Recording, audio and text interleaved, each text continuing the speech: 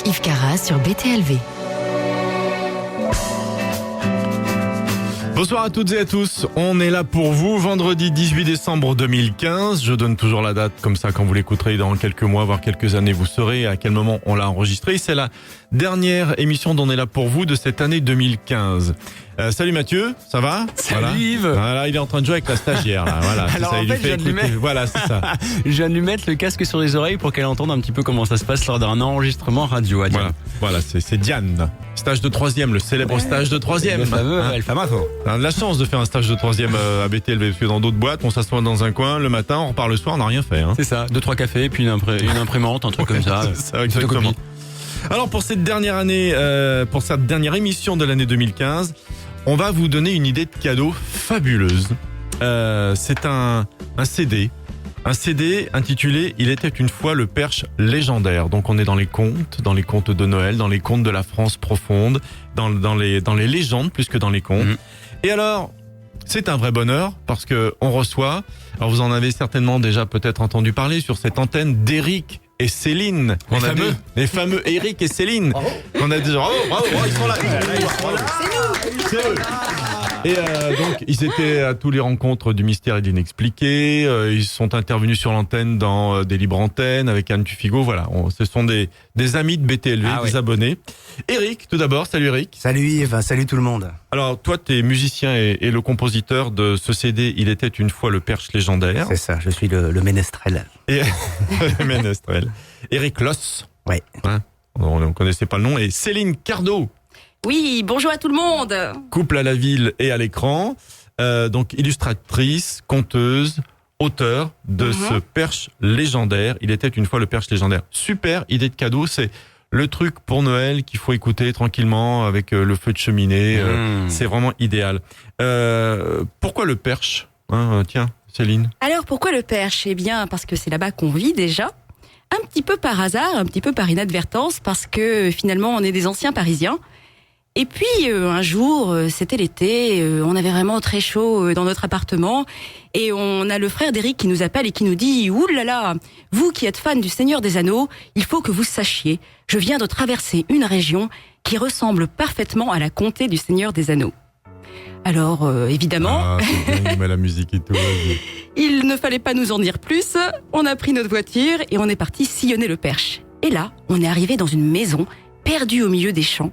Et on s'est dit, c'est pas possible, c'est chez nous. Ah ouais. Vous avez reconnu l'endroit, c'était un retour à la maison. Incroyable, on dit que les maisons ont une énergie et justement, chez BTLV, on en parle souvent. Et là, quand on est arrivé dans cette maison, on s'est dit, cette maison, elle est faite pour nous, il faut absolument qu'on y vive. Alors, ce qui est très drôle, c'est qu'on n'avait pas un copec, on s'est dit, mais comment on va arriver dans cette maison? Et là, on a fait plusieurs banquiers. Alors les banquiers en général, c'est pas l'ami des gens qui sont en freelance et c'est pas l'ami des artistes. Voilà, c'est pas l'ami des artistes. Oui.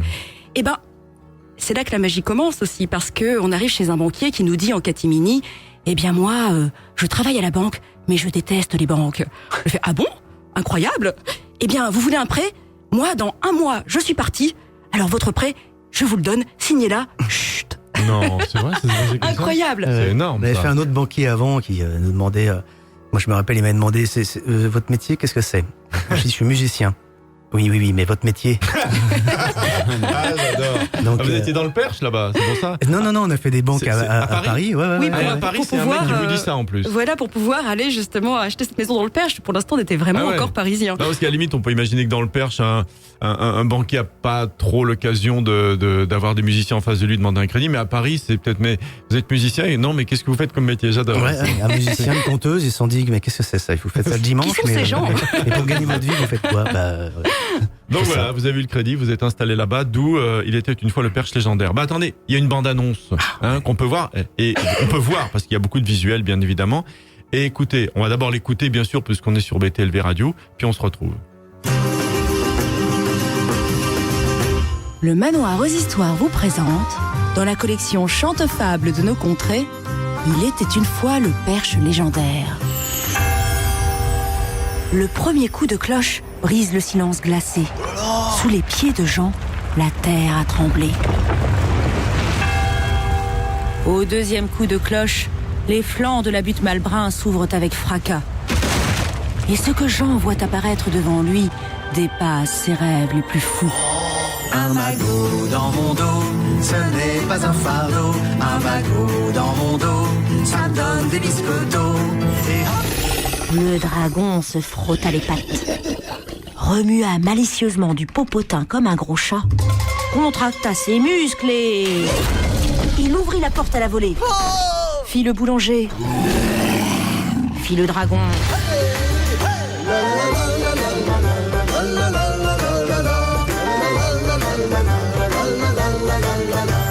Comment attirer le beau baron dans ses filets et séparer les jeunes amoureux?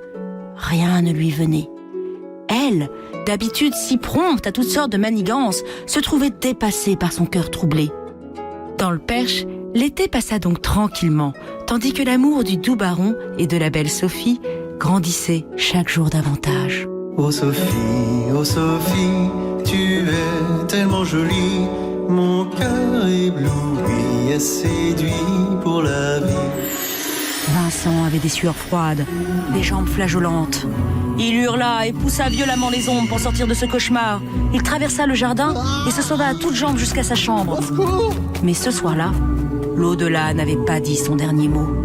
Sur son passage, des centaines de feux follets s'allumèrent et dansèrent dans les couloirs du prieuré jusqu'au matin.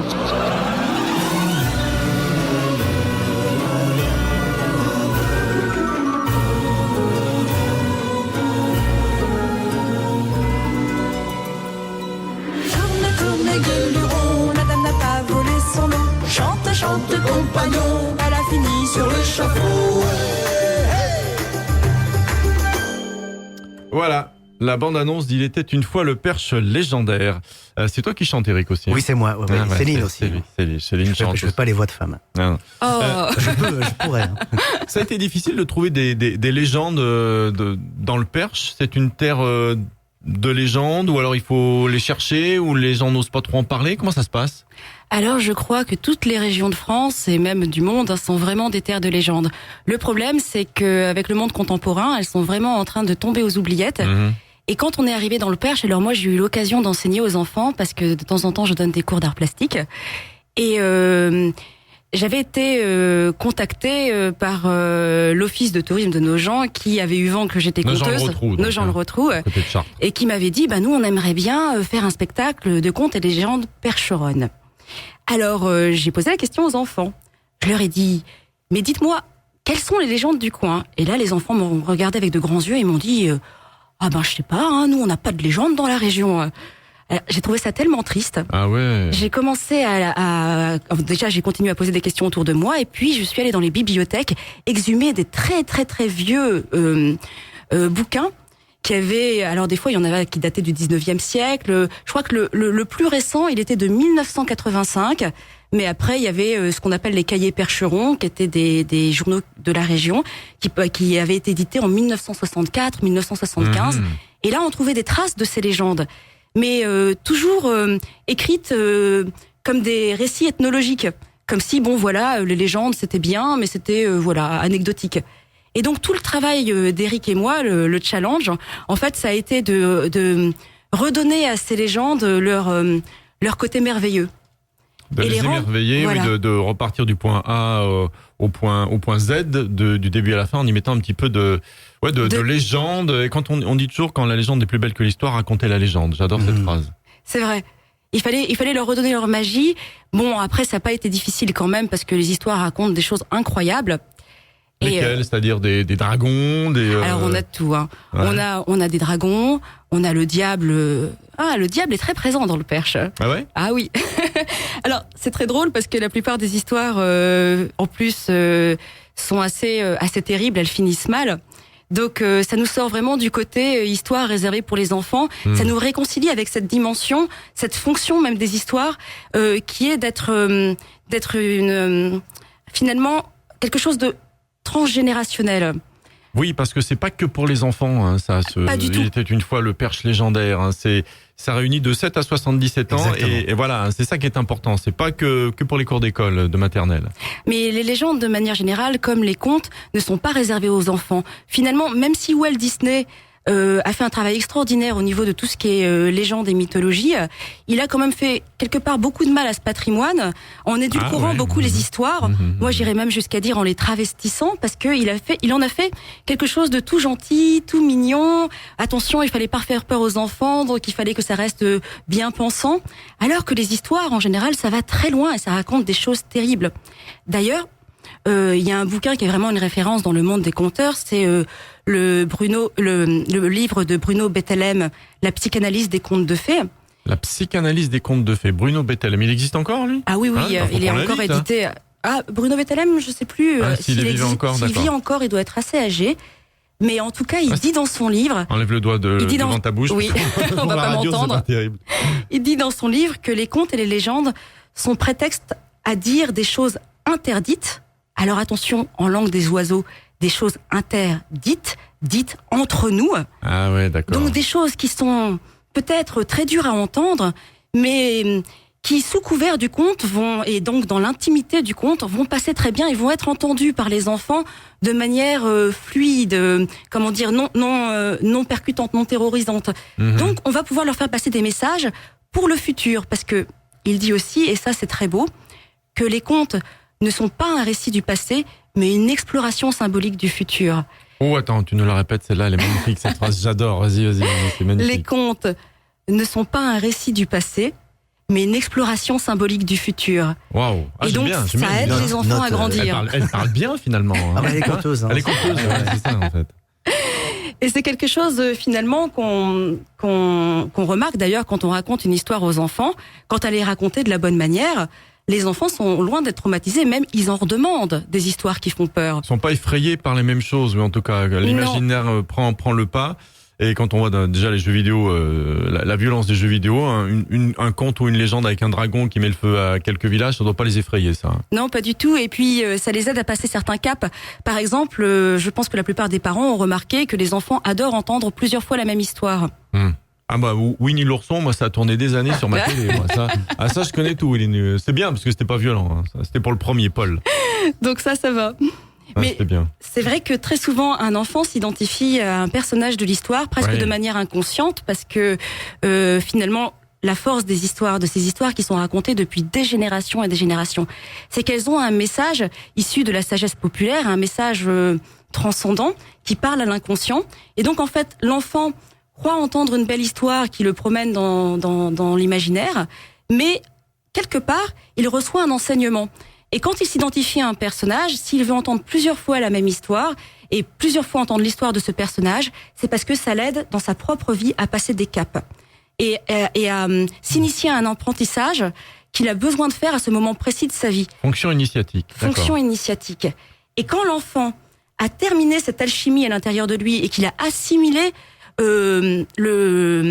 l'aventure de ce personnage, qu'il l'a fait sienne, subitement, il a envie d'entendre une autre histoire ou de s'identifier à un autre personnage. D'accord. Vous voyez quand même que il y a bien plus de fond qu'une simple petite musique avec un conte dessus. Ça va très très loin, le conte initiatique. Mais le fait d'avoir vécu les 18 premières années de ta vie en Afrique, à Abidjan, fait que cette tradition orale, pour toi, tu l'as bien assimilée, tu l'as bien comprise. Hein. Elle est très importante. En Afrique, quand j'étais petite, on avait à tout casser 2 heures de télévision par soir, et c'était la télévision locale. Il n'y avait pas encore Internet ou alors le câble. Donc en fait, on avait ce qu'on appelait une émission qui s'appelait Ce soir au village.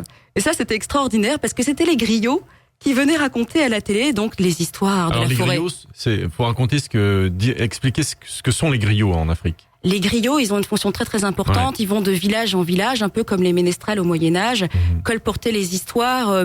Alors des histoires qui, eux, ont peut-être encore plus de sens que chez nous. Enfin, c'est pas vrai, elles ont le même sens, mais disons qu'elles ont pas la même, elles sont pas perçues de la même manière parce que là-bas, on y croit encore beaucoup.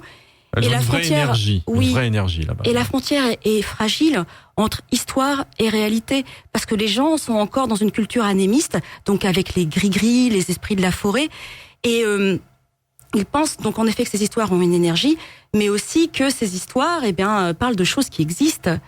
Moi, toute mon enfance, j'ai entendu des extraordinaires récits de sorcellerie. Et quand nous, avec nos airs un peu goguenards d'Européens, d'expatriés, on se regardait, on se lançait des clins d'œil du genre, ah bah tout ça c'est bien des candidatons, ça n'a aucun fond. C'est eux qui rigolaient. Nos amis ivoiriens, ils nous disaient, oh là là, toi Européen, tu ne sais pas. Ah ouais, c'est beau. J'ai travaillé longtemps à Radio France Internationale, j'allais beaucoup en Afrique et c'est merveilleux effectivement. Les sujets qu'on traite qui sont soi-disant merveilleux sur BTLV sont banals et presque classiques là-bas. Hein. J'exagère à peine, mais ils font partie du quotidien des gens. Quotidien, voilà. Alors, Eric et Céline sont venus avec un superbe cadeau avec d'un symbole immense pour. Alors, je vais essayer de vous le décrire. C'est on dirait la coquille d'un coquillage, un petit peu, mais très plat, avec quelques nervures, une couleur un petit peu verte, c'est important pour justement la symbolique. Et explique-nous ce que c'est, parce que c'est un vrai talisman porte-bonheur. Eric, pour l'instant, on laisse parler Céline. Vas-y, d'accord. vas-y, Qu'est-ce qu'elle parle bien, hein. C'est la conteuse. Là. Alors, qu'est-ce que c'est? Alors, pour continuer ta description, moi je dirais qu'on dirait presque un soleil.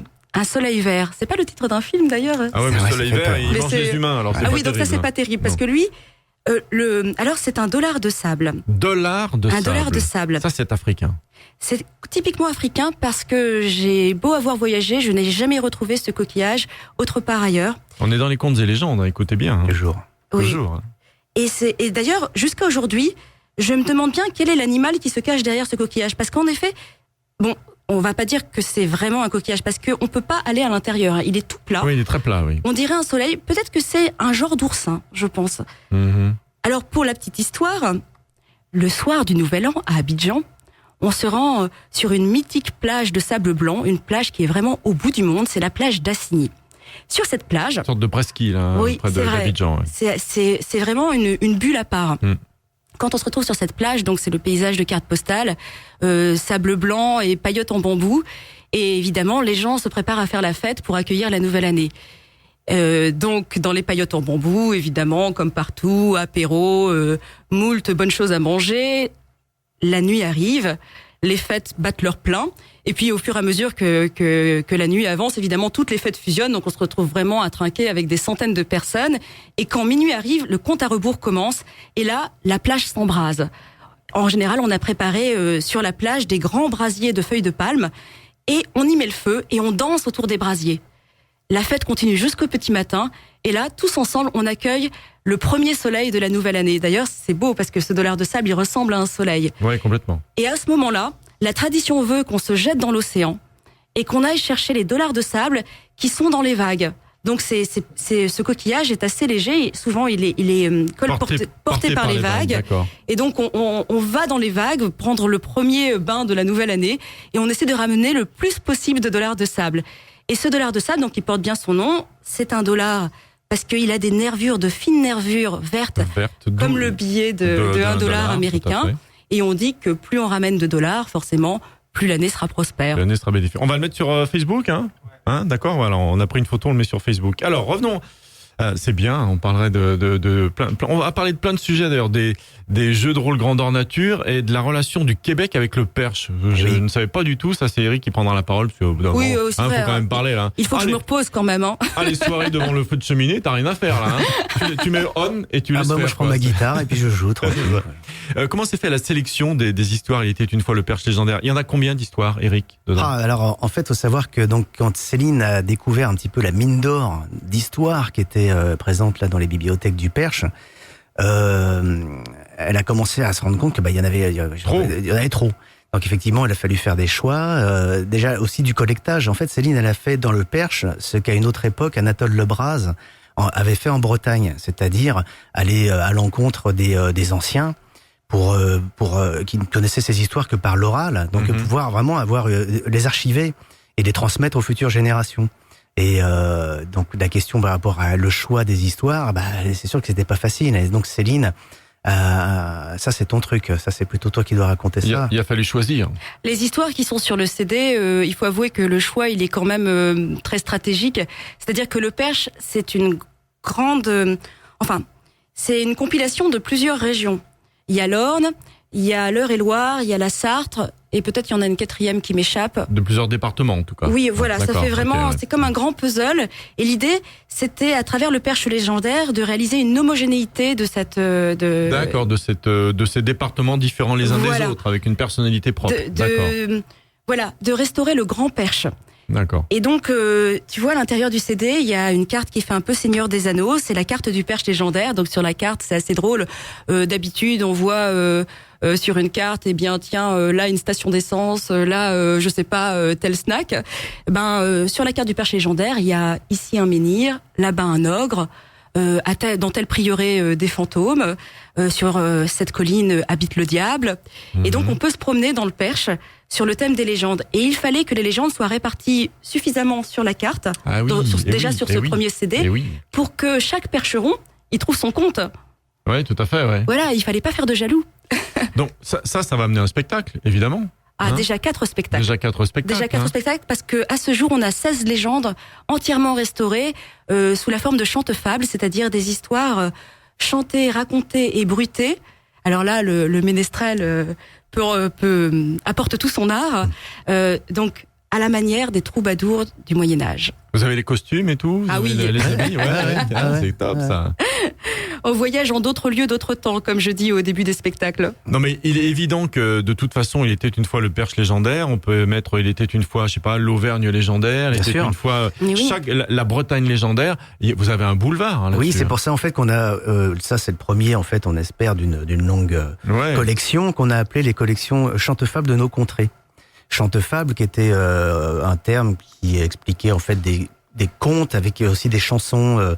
Une des plus connues c'est Aucassin et Nicolette, qui est une vieille histoire du Moyen Âge. Aucassin et Nicolas. Aucassin et Nicolette, ouais, qui était racontée. On a très peu d'enregistrements de ça. Non, il y a De très peu l'époque, d'enregistrements, très de mais il y a l'époque, très des peu. comédiens qui ont remonté un spectacle. Ah ouais. C'est un comédien et une comédienne.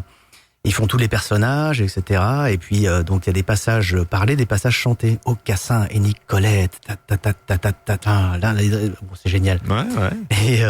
Et on est vraiment là dans cette tradition de chante-fable et chante-fable de nos contrées, parce qu'effectivement le Languedoc, la Bretagne, l'Auvergne, Voilà. il y a toutes tout, les là, régions de ouais. France et voire même du monde. Ouais, Bon, là complètement. on était surtout sur la France et donc ça ferait ouais une belle collection avec à peu près 4 contes par CD. On va voir la suite quoi.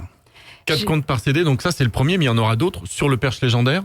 Sur le perche légendaire, il y en aura d'autres, et donc on espère aussi pouvoir lancer nos investigations dans d'autres régions. Alors, j'ai envie de dire quand même un travail qui serait d'autant plus important à faire que l'on trouve dans le perche, et donc j'imagine que c'est pareil dans les autres régions, des créatures que l'on ne trouve nulle part ailleurs. Ah bon, Et qui chaque sont région très a très des, méconnues a des finalement. créatures spéciales. Oui, très D'accord. méconnues du public. Alors, les médias, le cinéma, ont fait beaucoup de films sur l'imaginaire. Mais finalement, j'ai envie de dire, dans le monde de l'imaginaire, ils doivent être un peu fâchés parce que c'est toujours les mêmes créatures qui font la vedette. C'est-à-dire les dragons, les Oui. fées, les trucs comme ça, les Oui. petites fées clochettes, tout ça. Et il y en a C'est vrai d'autres. que même j'ai rencontré des personnes qui disaient, parce que ils se nourrissaient d'imaginaire depuis leur plus tendre enfance, et ils commençaient à me dire, oh moi j'en ai marre des fées, des dragons, c'est toujours les mêmes, c'est incroyable.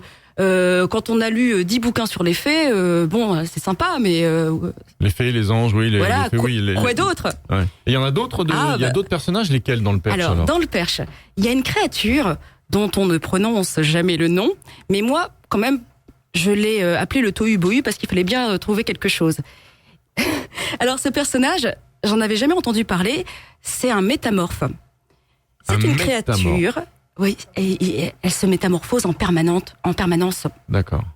C'est une créature qui aime bien suivre les gens qui revenaient bourrés des tavernes tard le soir dans les campagnes. Et elle a une préférence pour les amoureux. C'est bien parce que les amoureux, ça voyage toujours par deux, donc ça fait un plus gros gueuleton, je pense. Parce qu'elle les tant qu'à dévore. faire. Ah oui, D'accord. alors, j'ai déjà annoncé la fin. Elle commence par suivre les amoureux dans la nuit sous forme d'un petit lièvre. Un petit lièvre blanc tout à fait inoffensif. Les amoureux continuent à se bécoter, à avancer dans les chemins creux. Et là, elle devient un renard. Un peu plus loin, un chevreuil, puis un sanglier. Puis elle continue comme ça à grossir. Et dans son dernier stade, quand même, ça devient une créature hirsute, poilue, crochue, enfin Sorte avec de des... loup-garou, quoi. une sorte de loup-garou. Et même, on dit qu'elle a même des espèces de... Enfin, qu'elle a plusieurs bras. Et elle se jette sur les amoureux et elle les dévore. Ah oui, hein. Métamorphe. Ça fait peur. Ah ouais, légende du Perche. Ouais. Oui, ça se termine par le loup-garou, quoi. Ça commence Oui, gentiment alors, par le petit lapin, ça ça a se termine l'air par une sorte de loup-garou, quoi. Oui, ça a l'air même d'être pire qu'un loup-garou, hein, parce que c'est assez effrayant, Et ça, c'est spécifique, spécifique au perche. au Perche. Mm. Il y en a d'autres comme ça, des personnages? Enfin, Ah des oui. personnages, des monstres? Alors, on a alors nous, on n'a pas la légende de l'homme décapité, tu sais, qui souvent arpente les campagnes Ah non, je sur connais son pas cheval. ça. Il y a des Oh, hommes on voit ça décapités dans qui- Sleepy Hollow. Souvent, tu l'as vu Sleepy Hollow avec Johnny Depp? Non. Ah, non, excusez-moi, la Film de Tim Burton. Non, Sleepy Hollow, j'ai pas vu. non. Non, mais souvent, il y a la légende de l'homme décapité qui vient chercher sa tête, et donc c'est un fantôme un peu effrayant, D'accord. dont tu vois que le corps, il fait « Où est ma tête? Où est ma tête ?» Et comment il fait pour parler s'il a pas de tête? Et ben ça, c'est Ah, une très très bonne question. Alors, c'est marrant, ça, il l'a sous le bras, comme ça. Nous, on a un homme qui a une tête, mais une tête de mouton. Et donc, alors lui, je pense pas qu'il mange les gens, parce que quand même les moutons, c'est des herbivores. Mhm. Mais c'est quand même assez inquiétant, parce que pareil, la nuit, il attend les gens sur le bord du chemin et il les fixe. Alors les gens se déplacent, il les suit. Et il attend, comme ça, juste sur le bord du chemin.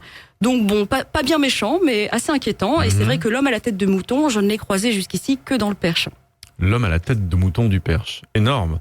Voilà, tout l'univers d'Éric et Céline, c'est beau. Il était une fois le Perche légendaire.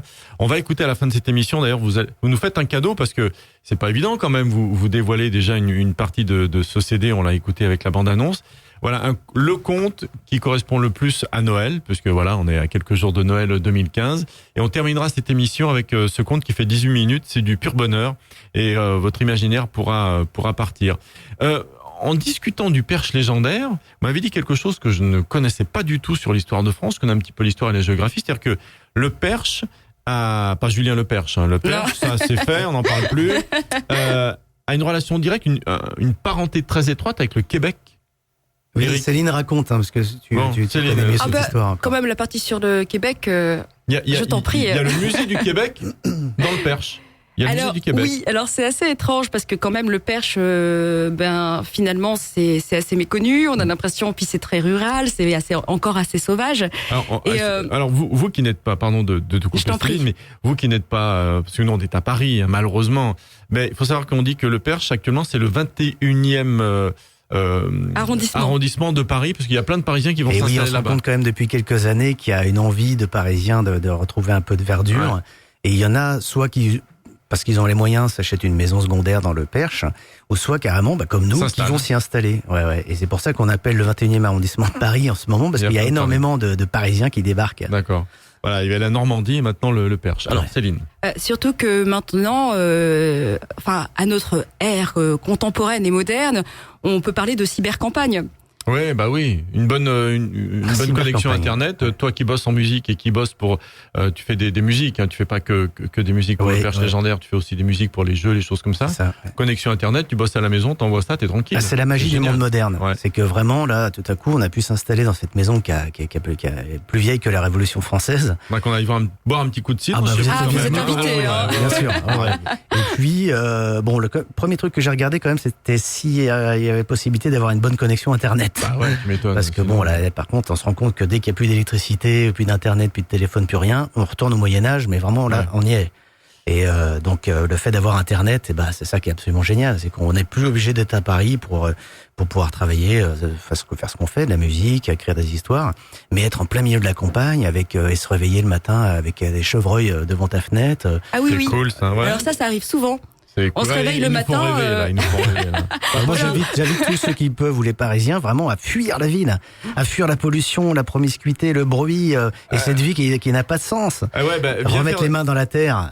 Va faire venir des invités dans le Perche à BTLV où on en a 3 ou 4 par jour, tu vois. On aimerait bien Ah, mais- nous, être ailleurs, mais ça va pas être facile. Hein. Nous, Mais on y avait, pense par contre, on hein. avait une idée comme ça, hein, parce qu'on a des amis qui travaillent dans le cinéma et puis tout ce qui est artistique.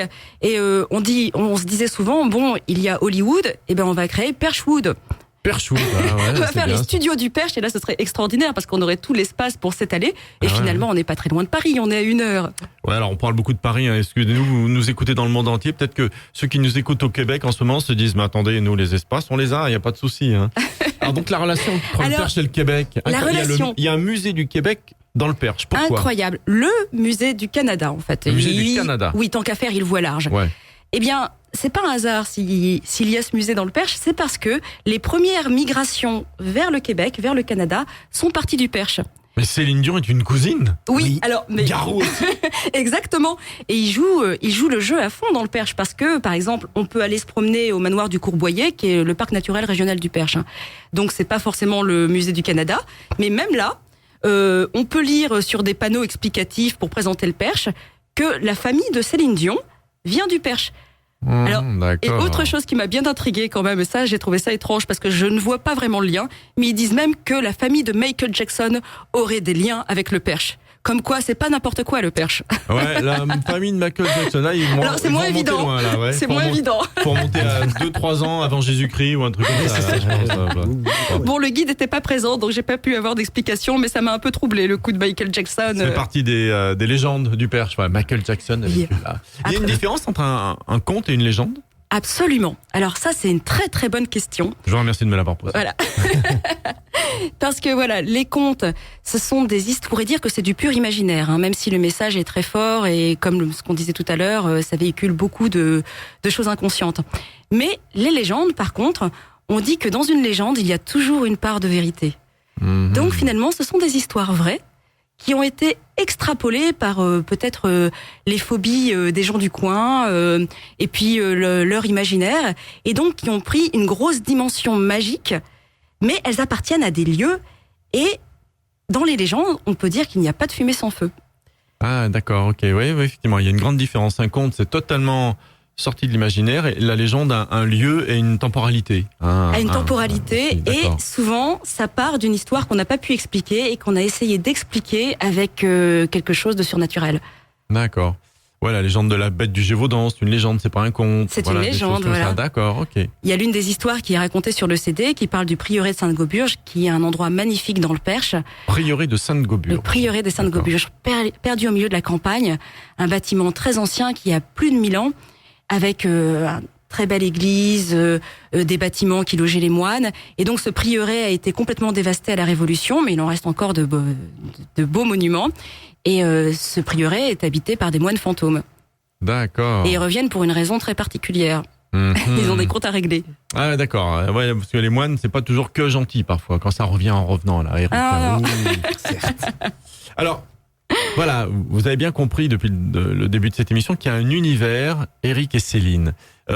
Cette première émission, c'est que le début, moi je vous l'annonce, hein, d'une collaboration, on va dire comme ça, avec BTLV, parce que vous reviendrez régulièrement lorsqu'il y aura le numéro 2 pour parler de spectacle. Avec plaisir. Pour parler aussi on a parlé avant l'émission, et ça fait partie de votre univers, hein, des différents podcasts, hein, ça c'est le premier, mais que vous pourrez écouter certainement dans quelques mois, quelques années sur BTLV, sur les jeux de rôle grandeur nature, qui font partie des légendes et de l'imaginaire aussi. Oui. Qu'est-ce que c'est exactement ces jeux de rôle grandeur nature ? Je ne connaissais pas du tout cet univers.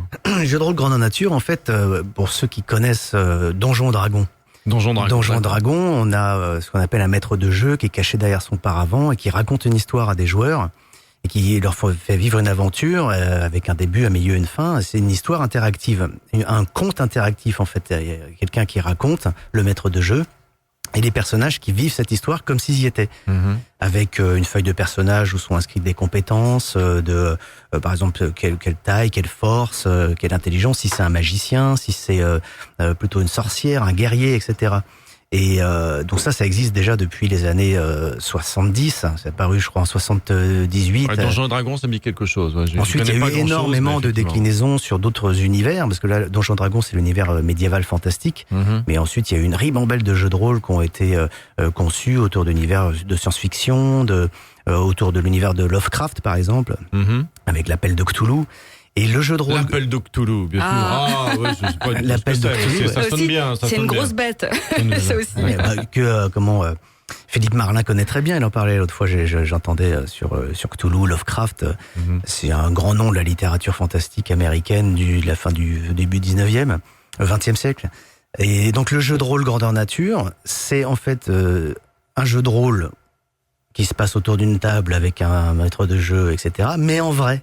C'est-à-dire qu'au lieu que ça se passe dans la tête, On est vraiment en costume dans un lieu qui va être un château, un domaine, avec des grottes, des souterrains, et c'est souvent des associations qui organisent ce genre d'événements qui peuvent compter, on va dire, de 40 joueurs à jusqu'à 1000 joueurs, hein, puisque cet été, l'été 2016, août 2016, il y a un grand rassemblement. Ouais. Peut-être le plus grand jeu de rôle grandeur nature jamais organisé, avec 1000 joueurs. Donc ça s'annonce complètement beau, ça. dingue, et dans un univers Heroic Fantasy original. Donc j'invite ceux qui ne connaîtraient pas cet univers du jeu de rôle grandeur nature à aller jeter un œil sur le site du collectif Prisme. Collectif Prisme. Collectif D'accord. Prisme, ouais, parce que cet univers du jeu de rôle, c'est extraordinaire, quoi. C'est vraiment un moyen pour s'évader, vivre des émotions, des aventures extraordinaires. Pour toute la famille, Pour toute la famille, bien sûr, ouais. Et on se rend compte aussi que ça attire toutes sortes de gens qui viennent de plein d'univers différents. Et on est là pour se rencontrer pendant quelques jours, vivre dans un monde parallèle. Ouais, c'est top ça. C'est totalement BTLV ça. Ah, c'est Oui, complètement il faut BTLV, absolument que ouais. vous y alliez. Ouais, Et nous, on essaiera de tourner un reportage là-dessus. Ah oui, il faut que vous veniez. On appelle ça le tourisme de l'imaginaire entre Eric et moi. Parce qu'en fait, à la fois on visite un lieu, on est amené à aller dans des lieux qu'on n'aurait jamais visités si on n'avait pas eu le prétexte du jeu de rôle pour y aller. Et en même temps, ce lieu s'anime avec des acteurs et une aventure complètement interactive. On a le début de l'histoire, mais on n'a pas la fin. Et la fin de l'histoire va dépendre de nos actes, de nos faits héroïques. D'accord, ouais. Alors si on se comporte comme un couard ou si on n'est pas assez malin, eh bien peut-être qu'on finira pas la partie, peut-être qu'au deuxième jour, sur 4 jours de jeu, 4 jours d'aventure, eh bien on finira tué par des orques, c'est pas commun, comme mort, Par des orques. par des orques. Ah, des orques, pas Des elfes noirs. Pas l'animal marin, les Ah orques. non, les non. orques, d'accord. Des orques tout verts avec des oreilles pointues. Ouais. On peut aussi croiser des momies, des zombies, C'est des énorme. chevaliers. Tout le monde vient déguisé comme Ah, ça. Costumé, même. nuance. Surtout, Ah ouais, il ne faut costumé. jamais dire déguisé, Costumé. parce que déguisé c'est pour les le enfants. costume, c'est le pouvoir du masque. C'est-à-dire que dès l'instant où tu as revêtu ton costume, tu rentres dans le personnage. Et surtout que tu vas être immergé dans un monde pendant 3-4 jours où tout le monde est dans le même esprit. C'est-à-dire qu'il y a eu quand même un certain temps de préparation avant. T'es souvent prévenu plusieurs mois à l'avance de l'organisation du GN, grandeur nature. Grandeur nature. Parce que il va falloir que tu prépares ton costume, il va falloir que tu te mettes d'accord avec les copains avec qui tu vas y aller, qui va jouer quoi, et il va falloir que tu connaisses un petit peu l'univers dans lequel se passe le jeu. Ouais, Parce la qu'il légende, y a un le univers conte, le imaginaire machin, le qui est truc, écrit, bien sûr, qui est souvent sur ce qu'on appelle le manuel du joueur, qui comporte au moins une centaine de pages, pas à apprendre par cœur, mais au moins à connaître, pour connaître l'univers dans lequel ça se passe. Faut se coordonner entre toutes les personnes. coordonner aussi, entre pas tous. seulement avec les copains, mais avec tous les autres. Les autres, les autres, tu vas les découvrir en jeu. Ah, d'accord. Et puis tu as aussi ces règles qu'il faut connaître qui sont des règles de simulation pour les combats, pour la magie. Et tout ça, c'est mis en scène, parfois avec des effets spéciaux aussi. Ça va être peu d'artifice, mais enfin des fois c'est beaucoup plus élaboré parce que selon les moyens de l'association, ils vont engager des figurants, souvent des comédiens, voire des gens qui travaillent dans les effets spéciaux.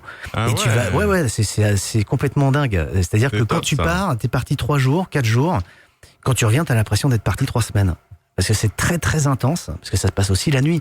Quand le campement est présent à l'intérieur du domaine du jeu, tu t'es pas à l'abri en pleine nuit, alors que t'es en train de dormir, te reposer de ta chasse au trésor de la veille.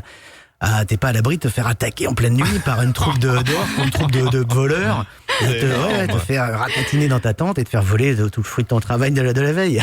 C'est mais énorme. On va faire une émission là-dessus. Il faut absolument ça vaut le que coup vous parce veniez. Jeu de rôle grandeur nature, vous reviendrez, on aura des personnes du collectif au téléphone, on va faire ça tout vaut le coup parce que c'est vraiment quelque chose qui est assez méconnu et qui pourtant permet de vivre des émotions incroyables. Ouais, c'est beau. Mais Ça. on peut vivre des aventures extraordinaires. Nous, sur le prochain jeu de rôle grandeur nature, donc avec Prisme, on sera un cirque du cauchemar. En fait, je sais pas si tu as vu la série American Horror Story. Non. Je regarde pas beaucoup. Matt, tu connais? Moi, j'adore. Ah ouais. J'ai fait toutes les saisons là. Ah bah ouais, Matt, j'adore. t'as vu la partie avec le cirque, avec Oui, le freak le freak, show en fait. Excellent. Et bien voilà, nous sur le prochain jeu, on sera des espèces de bohémiens. On sera un freak show. Un freak show, d'accord. Et en fait, on hypnotisera les gens, mais pas forcément pour leur bien. Et c'est ça qui est extraordinaire dans les jeux de rôle grandeur nature, c'est que finalement, quand même, depuis qu'on est petit, on nous apprend à être gentil, à bien se tenir, à faire les choses comme il faut. Eh bien là, pas du tout. On peut devenir On peut un se gros lâcher. méchant et on peut vraiment se lâcher. C'est Et bon, c'est peut-être ça. les meilleurs rôles qu'on ait jamais fait avec Eric, c'est quand on était des gros vilains. Et à tel point que une fois, on a joué des elfes noirs. Alors, je sais pas si vous connaissez les elfes noirs. C'est maléfique, ça. Oh, C'est oui. maléfique, Oh, ils sont très vilains. maléfique. Ah, ils sont méchants. Ils vivent sous la terre et en général, quand on les croise, ils commencent par nous tuer puis ils parlent après. Ah ouais, d'accord. Ah, ça, c'est très- C'est pas très évident, hein, là, étonnant. faut être fort, faut inviter Anne Tufigo, là, pour le coup, mais. Et c'est très étonnant de jouer des elfes noirs qui sont vraiment des êtres ultra maléfiques, négatifs. vraiment mauvais, parce que tout d'un coup, donc il faut que tu te peignes en noir le visage et tout. Enfin, tu vois, c'est des produits de maquillage, le costume, etc. Et comme je parlais tout à l'heure du masque, du costume, dès l'instant où tu mets ce costume d'un être qui est profondément méchant, eh ben il y a quelque chose qui se réveille en toi, enfin tous tes aspects négatifs remontent. Ah ouais. Mais c'est étrange parce qu'évidemment faut que tu contrôles, parce que ces jeux, même s'il y a des combats, même si parfois il y a des éclats de voix, ça reste très très bon esprit. Mhm. Mais Ah oui. Mais il faut- il y a jamais ouais. aucun problème, il y a rien, il y a pas de gens farfelus qui viennent là-bas. Mais ça apprend sur soi, peut-être aussi, dans Ouais. certains cas. Complètement, Énormément. bien sûr, Ouais, parce que ça tu apprend sur soi vas aussi. tu vas faire des choses que tu ne ferais pas évidemment dans la vie de tous les jours, mais Comme un aussi- comédien, quoi. Ouais, comme un comédien, complètement. Ah, d'accord. Ouais. Tu Ah, c'est vas beau. explorer certaines zones de ta personnalité que jamais dans la vie courante tu aurais pu aller voir, quoi. Et puis, l'elfe noir, c'est particulier parce que c'est Ouais. vraiment dans cette mythologie un peu aussi heroic fantasy, peut-être une des pires créatures qui soit. Oui, mais il y a des bons moments parce que c'est un matriarcat. Donc, c'est les femmes qui commandent. Ah, et ça, bah, c'est voilà. bon, ça. Bah, parce c'est que. comme à la maison, Eric. Hein, de toute façon. Ah bah oui, C'est comme à la t'as maison. remarqué, c'est hein, pas ouais. vrai. Non, parce que attends, faut dire que j'ai quand même vu Céline, qui était Ah. justement une matria elfe noire, J'étais la avoir- reine elfe noire. avoir 25 mecs à genoux devant elle. 25 mecs. Mais Yves, le vraiment, il y a des bons moments dans le jeu de rôle Ouais, grandeur bah oui, nature. oui, dans ce cas-là, ouais, Et tu j'imagine. sais quoi? Non seulement ils étaient à genoux devant moi, mais j'avais le droit de les fouetter. Ah ouais, mais ça, il y en a qui aiment. Hein, donc là, Eh ben, écoute, En écoute. tout bien, tout honneur, bien sûr. Et ce qui est drôle dans ce jeu de rôle qu'on a vécu, on était tellement méchants. Tout le GN nous craignait et le problème c'est qu'ils avaient eu le mauvais goût de mettre le campement elfe noir juste à côté des toilettes. pas Et les loin. gens avaient tellement peur de nous qu'ils venaient nous demander la permission pour aller aux toilettes. Ouais. Et un mec n'a pas osé aller pisser pendant 1 heure parce qu'on était devant, quoi. Anecdote qui tue. Voilà l'univers d'Eric et Céline sur BTLV. Et merci d'être venu de votre perche Avec pour plaisir. venir nous voir. Hein. C'est un vrai bonheur. Bon, on s'était déjà vu souvent, mais c'est un vrai bonheur. Il était une fois le perche légendaire, un petit cadeau, mais un premier cadeau. Faudra en offrir d'autres hein, quand même, parce que hein, puis ça dure. Hein. Il y a des comptes. C'est un vrai bonheur. C'est l'épisode 1. Il y en aura d'autres. On les présentera sur BTLV. D'accord, Et- avec Attends, plaisir. parce que moi j'ai une autre idée cadeau quand même aussi à proposer aux auditeurs, mais un cadeau pour BTLV. Il faut absolument aider BTLV pour l'année 2016 qui reste là. Nous, on n'imagine pas notre vie sans BTLV maintenant. Ah oui. Donc Ah, il faut mais que les c'est On a gentil. auditeurs, BTLV, nous. hein, surtout si vous les aimez comme nous, hein, nous on les soutient, on les aime, on est à fond. Faites un don.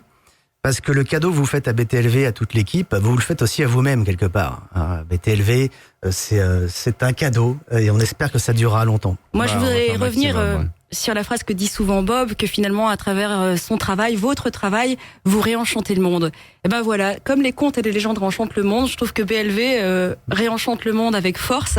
Et même, je peux ajouter que de manière générale, pour rendre une histoire intéressante, il faut la nourrir avec quelque chose de profond, avec des réalités. Alors, on peut pas dire, puisque c'est la vérité des invités, que asséner sur la table que tout n'est que vérité. Mais en tout cas, par exemple, moi, quand je raconte l'histoire d'un magicien et que j'entends des magiciens venir témoigner sur BTLV, eh bien, je peux me servir de leur témoignage pour enrichir mes histoires. Et ça, c'est extraordinaire. Et ben, c'est tout le but. Ah oui. Et C'est voilà. tout le but. Parce que ce qu'on entend sur BTLV, c'est des histoires. Et c'est ça, où l'humain est toujours au centre. Quand on entend un Marc Gray Ouais. qui raconte ses histoires d'ovnis, c'est complètement dingue. Ouais, Mais c'est génial. Quand on entend un Nous emmène ailleurs. Paul George Sansonetti qui nous fait une interprétation de Star Wars, ça c'est aussi extraordinaire. Un Claude Hars, bien Claude sûr. Hars, Une hein, quel Elisabeth de conteur, Caligny. l'enchanteur, ouais, Ça c'est beau. Et BTLV, nous on est sur cette ligne justement Voilà. de réenchanter le monde et de simplement d'envisager d'autres possibilités simplement pour le plaisir. Mhm. Et la frontière est toujours fragile entre fiction et réalité. On l'a bien dit tout à l'heure. Ouais, complètement. Par rapport à la vision qu'en ont les Africains. Et donc, parlons de réalité-fiction. Alors, qu'est-ce que vous nous... Merci, hein, c'est très très bon ce que vous avez dit sur BTLV, merci. C'est vrai que c'est du pur bonheur et c'est un plaisir de se lever chaque matin, effectivement, pour BTLV. Et de travailler avec Bob, et de travailler avec Mathieu, et de travailler avec toute l'équipe. Là aussi, croyez-moi, au bout de 30 ans de médias, si je vous le dis, c'est que ça représente vraiment un pur bonheur, quoi. Même si c'est dur, hein, c'est pas facile, hein, mais bon, peu importe. Qu'est-ce que vous nous proposez comme légende pour terminer cette belle émission avec vous, cette première belle émission avec vous, Céline. Alors, sur le CD, il y a un conte qui s'appelle La Butte Malbrin et qui se passe justement à l'époque de Noël. À l'époque de Noël, il y a très très longtemps, mais c'est une histoire qui est toujours d'actualité car vous allez voir, si vous l'écoutez, que si vous êtes un peu fauché, vous pouvez profiter du 24 décembre pour arrondir vos fins de mois. D'accord, on écoute. Oui. Ouais, Eric. Non, juste pour dire bonne fête à tous.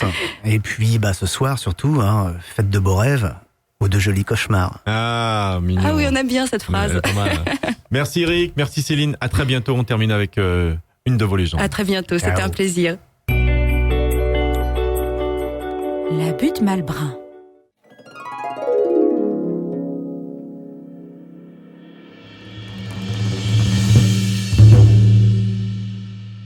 Saviez-vous qu'il existe une manière simple et facile de devenir riche? Très riche? Oui, gentes dames et damoiseaux, une manière simple et facile, mais hélas pas sans risque.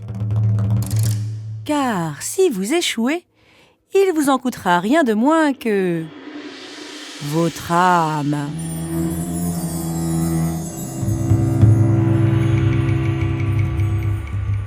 Mais écoutez plutôt. De tout temps, on a toujours su dans le Perche qu'il ne faut pas se fier à l'apparente tranquillité de nos collines. Derrière la vache qui rumine l'air de rien, sous les sabots du bon gros percheron qui gambade joyeusement, se cache peut-être un trésor extraordinaire. De l'or, bonnes gens, de l'or par lingot de 20 kilos. Des montagnes d'argent et de diamants.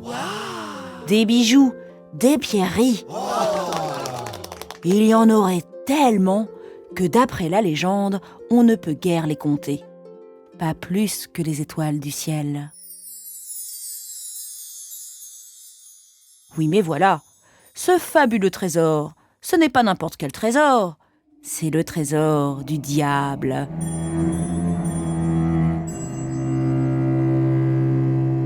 Alors nous autres percherons, bien sûr, on n'est pas fous. On a beau savoir tout ce qui se trouve caché sous nos pieds, on n'est pas prêt d'aller voir ça d'un peu plus près.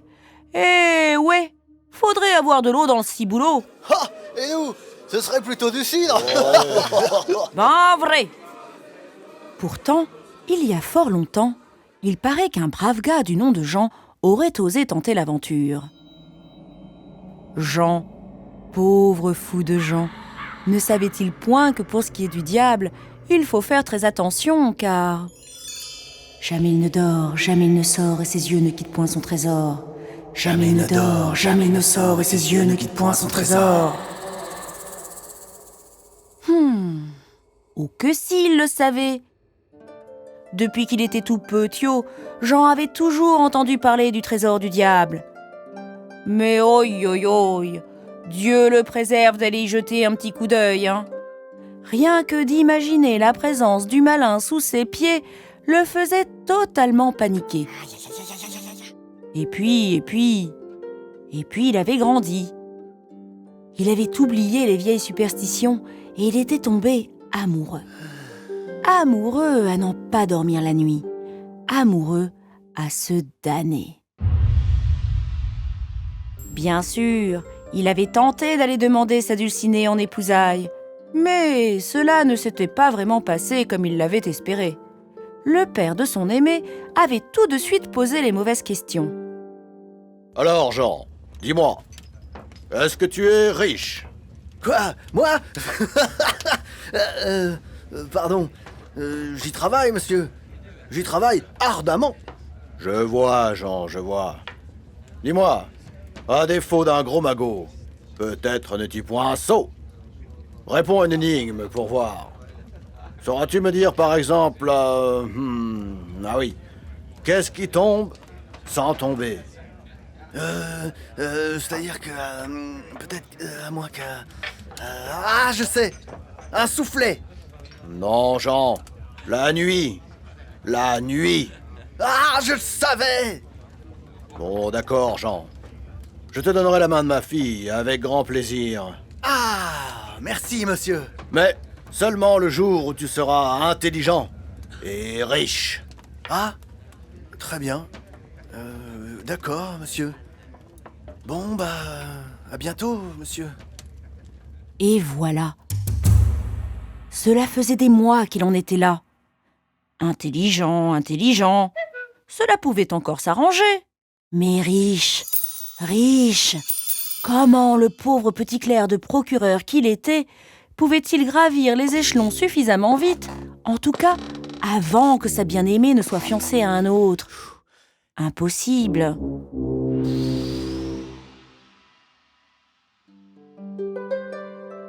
Une nuit, alors que toutes ses pensées le tenaient une fois de plus éveillé, Jean se souvint de la vieille légende, celle du trésor du diable.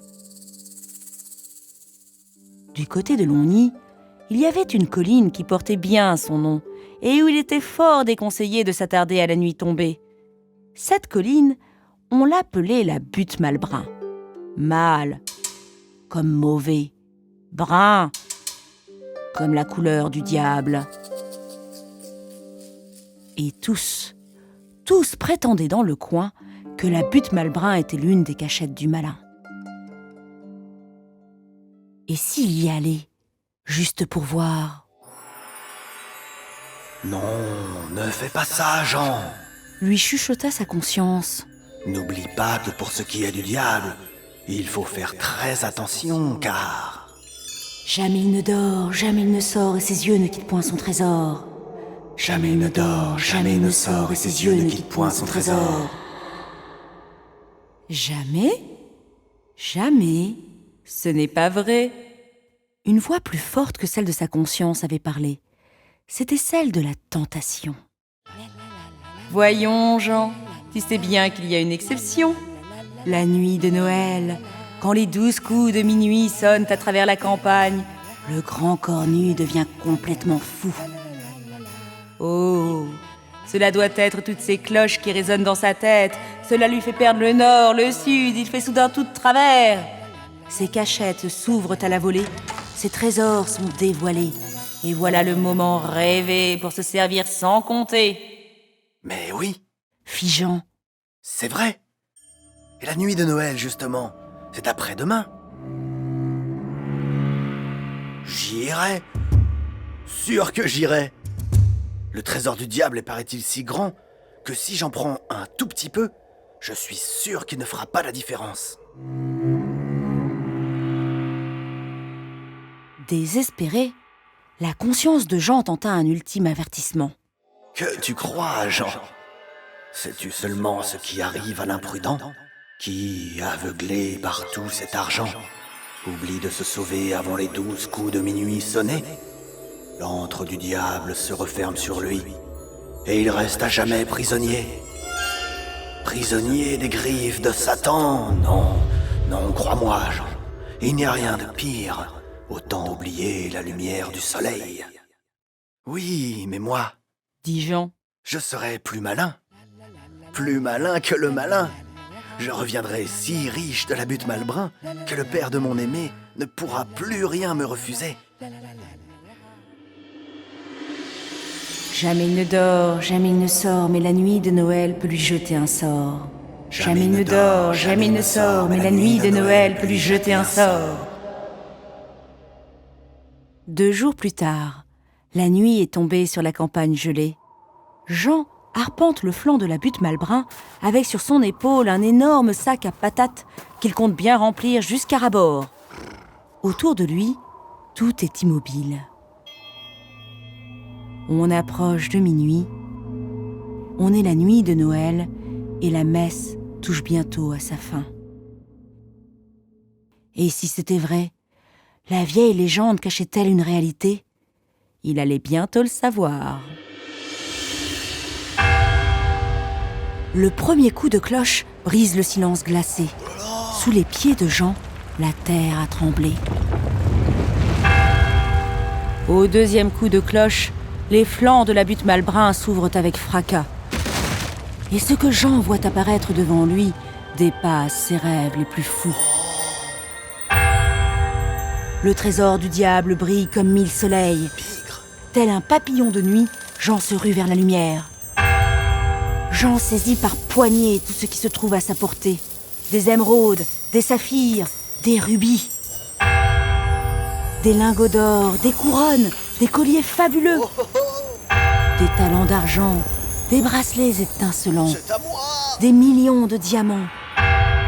Jean a les épaules en feu, le sac commence à faire son poids, mais il reste de la place. Tasse, mais en plus, encore plus de trésors. Jean perd la tête, perd le compte. Combien de coups de cloche ont-ils déjà retenti? 10, 13. Vite, il faut partir. Jean se rue vers la sortie. Non, c'est trop bête, il faut rester. Allez. Jean rebrousse chemin. Mais non, il faut partir. Pourtant, Jean ne fait pas un pas. Allez, encore quelques ducats. Là-bas, il y en a tout un tas. Les murs de la caverne tremblent et la terre gronde. D'étranges gargouillis semblent remonter du ventre de la colline. Soudain, la lumière des étoiles se voile et l'écho du dernier coup de cloche s'étouffe dans le lointain. Trop tard. Il est trop tard. La colline se referme. La butte Malbrin avale tout cru le pauvre Jean et son butin. Voilà.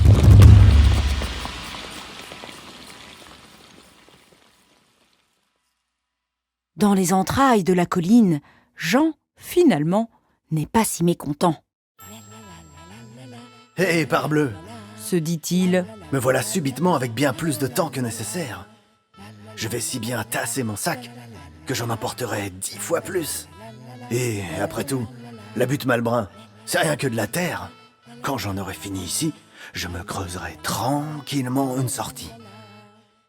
Bien, très bien.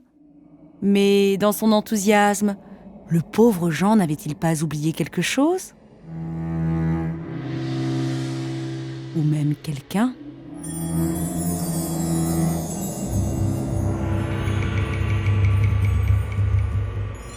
Jamais il ne dort, jamais il ne sort, et ses yeux ne quittent point son trésor. Jamais il ne dort, jamais il ne sort, et ses yeux ne quittent point son trésor.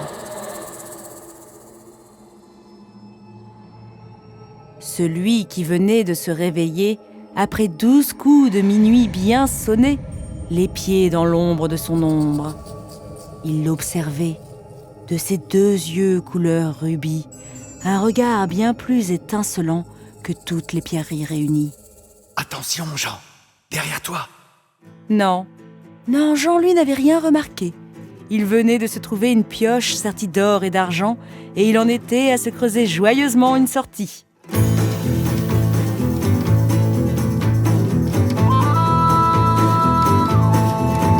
Un magot dans mon dos, ce n'est pas un fardeau. Un magot dans mon dos, ça me donne des biscottos.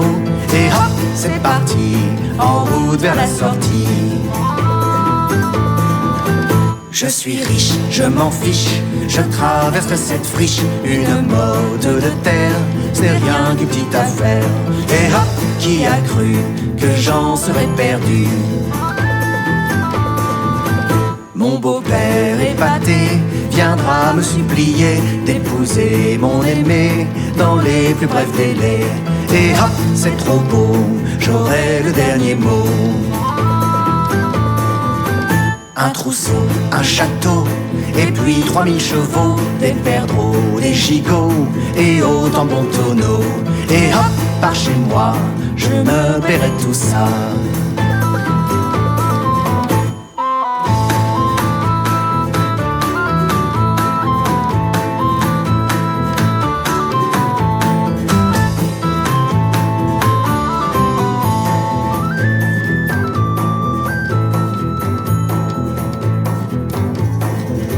Mon magot dans mon dos me donne l'âme d'un héros. Mon magot est très gros, mais il n'est pas de trop.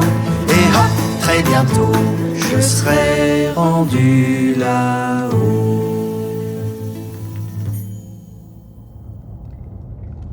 Le diable, quant à lui, était plutôt très amusé par le pitoyable projet de Jean. Il trouvait même le divertissement si plaisant qu'il poussa la bonté jusqu'à lui faciliter la tâche. Je suis plus fort. Pendant le temps, infini que Jean employa à se creuser une sortie, il ne ressentit, comme par magie, ni la faim, ni la fatigue, ni la soif. Le temps s'écoulait pourtant, lentement, longuement, imperceptiblement.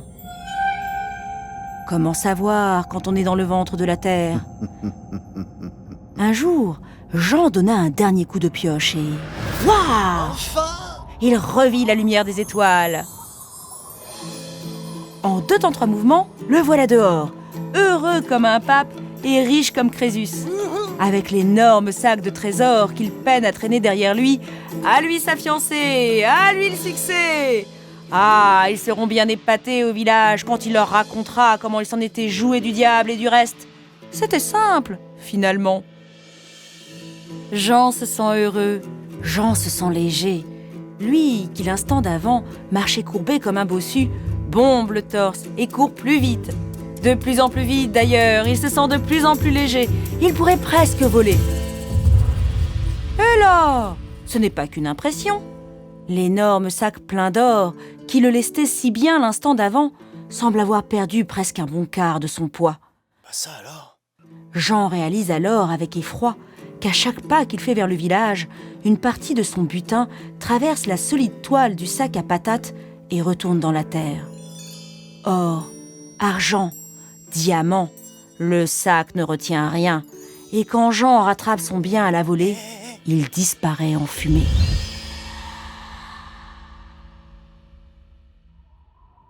Quand les premières lumières de Longny apparaissent dans le lointain, les dernières pièces d'or s'échappent à leur tour.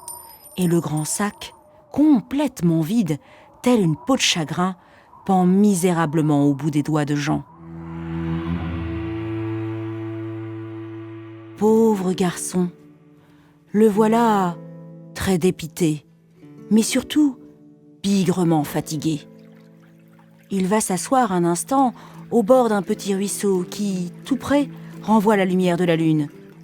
Il se penche pour boire et... horreur! Ce qu'il voit le pétrifie. Son reflet a bien changé. Lui, naguère plutôt beau et bien fait, n'est plus qu'un vieillard creux et décrépit.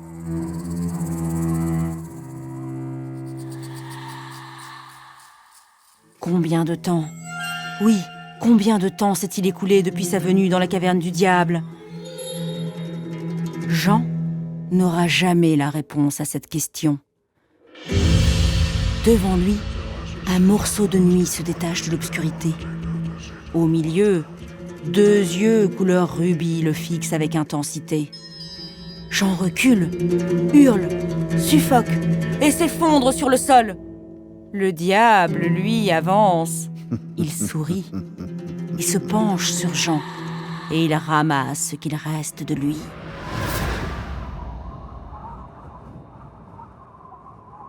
Poussière de lune, poussière de plume, ta vie aura-t-elle compté pour des prunes?